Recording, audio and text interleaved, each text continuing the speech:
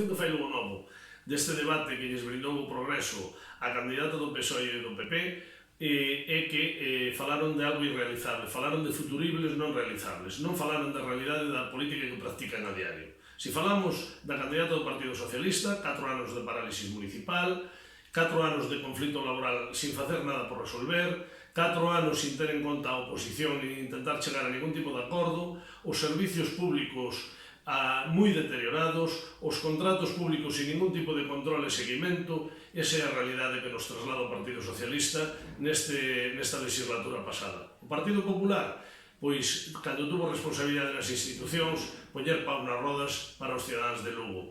Non se preocupou de colaborar en conseguir a urxente construción do centro de saúde da Bella Residencia, non se preocupou de desenvolver a Ronda Norte, non se preocupou de acabar a Ronda Leste, non se preocupou, en definitiva, de ninguna das cousas máis urxentes que tiña a cidade de Lugo. Agora, o único que estamos vendo é que nese partido de tenis ao que quixeron xogar, xogan a outros intereses partidistas nos que non teñen en conta a realidade social. O que teñen en conta son estrategias como a ver como se vai xestionar a Diputación, quen vai ter máis votos para coller o ente provincial. Desas cousas sí que pode ser, pero mirar polas necesidades das persoas pouco ou nada.